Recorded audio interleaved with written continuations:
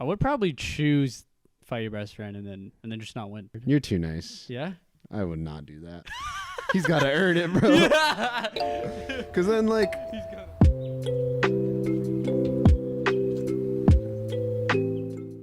would you rather be in the middle of the Sahara Desert with no water or be stuck in the North Pole with no jacket? So it's one of these cold or hot questions again.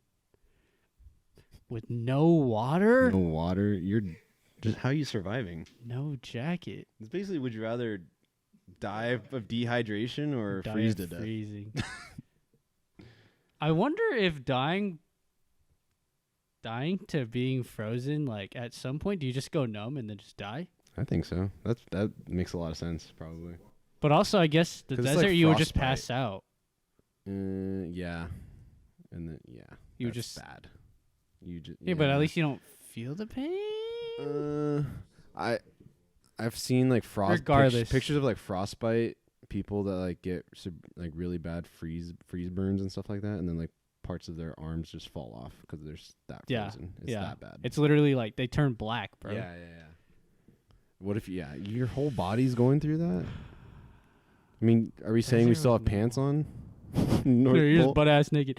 I mean, at that point, if you're the Doesn't even North Pole with matter. no jacket, you Yeah. could still have. I mean, it doesn't even matter if you have clothes. If you have like leg clothes on. I I don't said, even think like, with you're not pants. even surviving more than like an hour. I think in both scenarios, you're just like dead in 30 minutes, right? You can survive longer without water, I feel like. Yeah, you're right. But would you even want to survive No, that not longer at all. if you're in that How scenario? hot is the Sarah Dares? Like 120? At least. Oh my god. And it's the sun. There's no clouds, so the 120 sun is is just on crazy. you 100% of the time. I think they're long days too in that part of the world. That's not even like what? Okay, assuming that like you're well fed and you're like well hydrated in the Going North into Pole. it.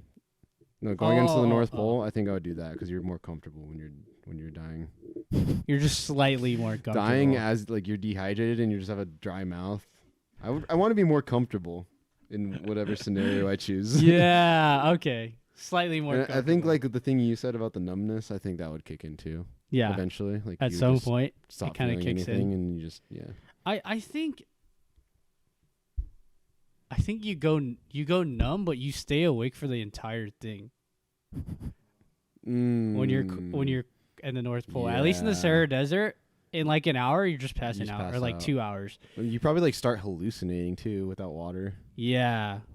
like mirages that you start seeing. Like I wouldn't want to go through that. I don't think you start seeing water and you're like Dude, you don't think you're going dude, crazy bro, at that bro, point. Bro. You don't think you're seeing some wild shit when you're freezing to death too, though?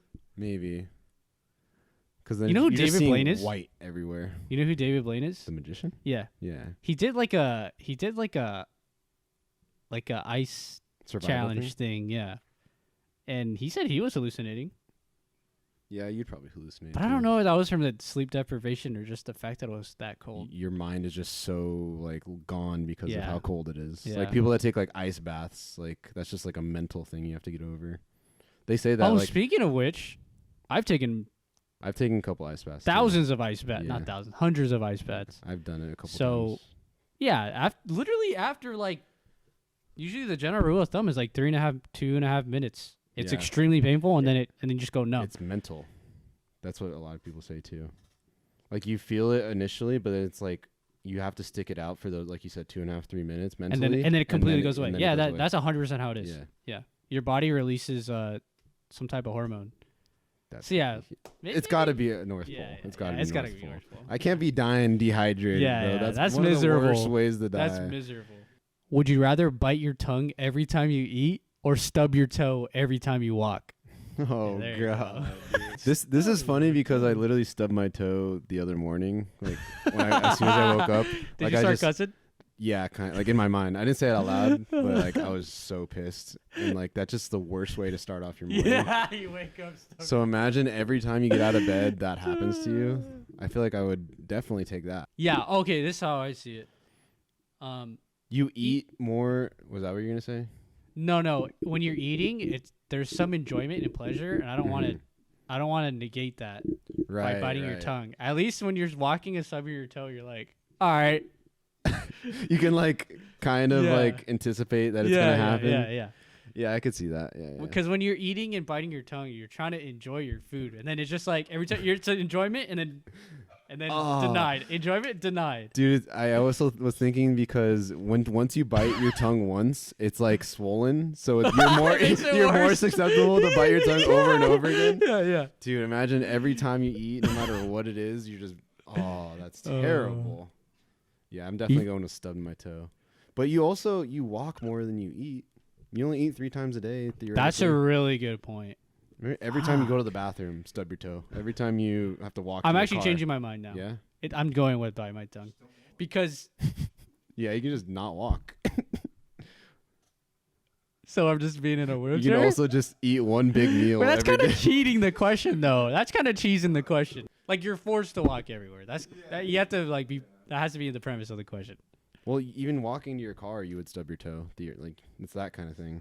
No, every time you get up to start walking. you Yeah, stub I'm biting my tongue. That's fine. Every Just time I eat, I'm because of biting how my the tongue. volume of Yeah, stubbing literally your toe. the volume. Because you're walking way more than you are eating. You gotta walk to go eat. You gotta. But I like the thing you said about enjoyment of eating. Like, Nah, fuck that. you can never Scratch enjoy that. food. I feel That's like. fine. I can find enjoyment on other things. I guess. Maybe you would just eat one huge meal and only bite your tongue once every day. Yeah. only eat Or you once. could just eat once a day. Or nah, the premise has to be you're forced to eat 3 times a day. Okay. Yeah, you just turn to a liquid diet, so you don't have to bite your tongue ever again. No, you find a way to bite your tongue still. You're chewing on your smoothie. Would you rather always live with your ankles tied or always have your hands in a fist? Oh, hands in your fist. You can't use your phone. Ankles? Like what? You got a shoelace around your ankles? Yeah, it's just tied forever. You're just bunny hopping And around you're like everywhere. super glued your hands together. Yeah, you can't move from this position. How dumb would you look trying to talk to someone, bro? Yeah. How dumb would you look just being like, People always think you're mad. yeah. Dude, Always think you're right. This is funny because disposable thumbs, I feel like, are like the biggest part about our anatomy. Oh, That yeah, just make yeah. everything so Yeah, convenient. yeah. And taking that away and just having your hands in a fist, Yeah, the I'm trying to quality think. of life is just Yeah. terrible. What's the quality of life between no feet having to- essentially, or not being able to mean, walk versus not being able to use your That's hands? also annoying. You just have to jump everywhere. Imagine having to climb upstairs. I mean, you would just have to get jump like a on every walker at that, like a I walker at guess, that point. yeah. Could you play? You couldn't play any sports. That's fine. I'm already old. You already passed think- that part of your life. Yeah, I think your point about disposable thumbs is really important. Yeah, that's what separates us as Yeah. alpha. Yeah. You know. Yep. Top of the food chain. Yeah. Our brain Disposable size and thumbs. Yeah, Nah. disposable thumbs are too crucial to quality of life.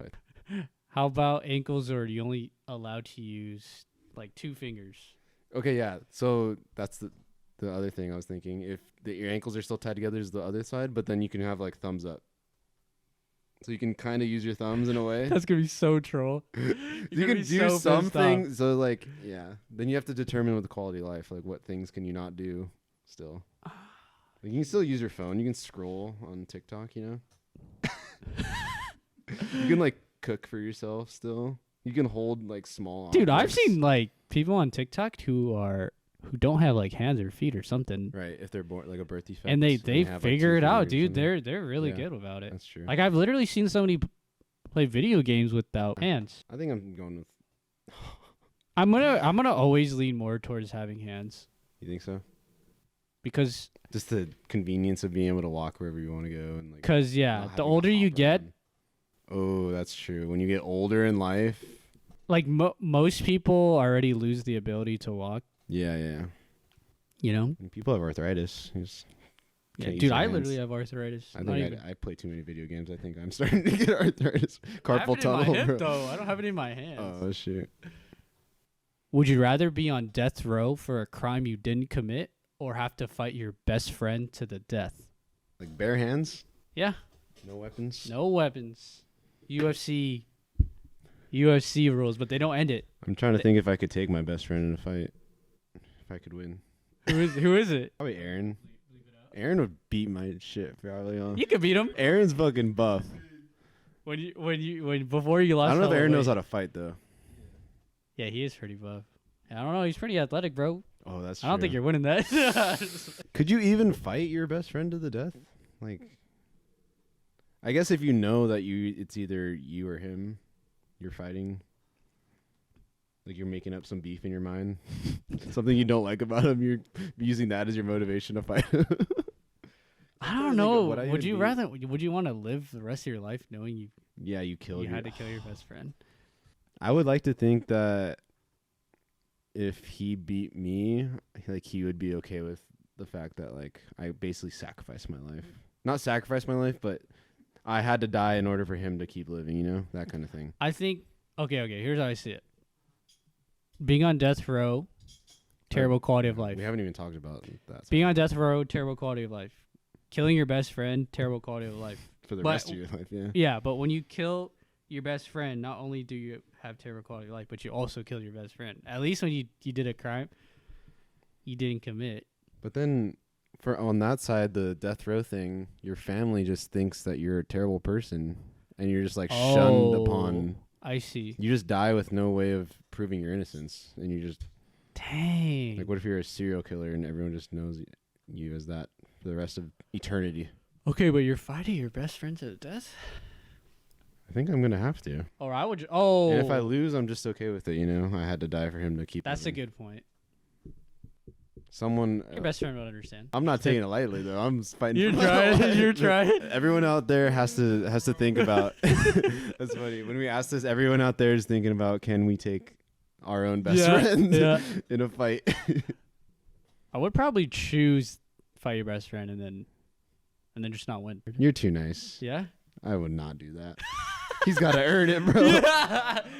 Because then, like, he's not going to be able to live with himself if he knows he just killed you in the fight. I feel like I see. He didn't just sacrifice himself, you know? Because if he tried, then it's like, oh, he was trying to kill me. Yeah, I'm just stronger than him. I just won. I had to. I'm just better. It has to be like that thought, like, I had to do this or else I was dead. Okay, so, like, the if you chose fighting your best friend, it would be blindfolded. And then you wouldn't know that it was your best friend until after, so that you're both trying for the so super hard. So you're just going to the fight thinking you're fighting for your life. Yeah. So that way you don't even have the option of not trying. Yeah, that makes it easier to pick. Best friend. I would go more. I think I was leaning on that side anyways, but now blindfolded makes it even easier. Yeah. But then after you take off if you win, you take off the blindfold. I feel like it's a lot more of a shock. Yeah, but at least it's less guilt eventually. While you're gonna. I think in like 5 years you'll be like, okay, you'll finally like accept. Be like, okay, it's not my fault. I didn't know. Yeah, that's true. Well, in death row, you're gonna be like wrongly accused, and you're on death row on top of being wrongly. It's not even just a life in prison. You're on death row. Wait, what is that? What's the difference? Like you're waiting in line to be electrocuted. Oh, okay. Yeah. So you know eventually you're going to be given the death sentence. Or you've been given the death sentence. Eventually you're going to get executed. What type of people get the death row? Well, it's just anything that constitutes a death penalty is considered death row. So I think murder, in some states, murder is death penalty? Is the death penalty. Death penalty? Like how do they kill you nowadays? This sounds so bad. They do lethal injection now mostly. Dude, I would just want a guillotine. Just that's chop my head off. That's what I was thinking. Yeah, right. I think that's probably like that's so graphic though. They wouldn't be able to hire someone to do that. They used to back in the 1800s. Yeah, in like savage times, but like no, you're right. Because you can't just leave it there. Somebody has to clean it up. Yeah, type shit. Someone has to pick up the head or like put it in a bucket or some shit. You know.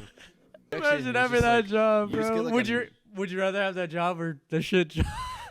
The shit job where you can't even wear a suit. All you have is a snorkel, bro.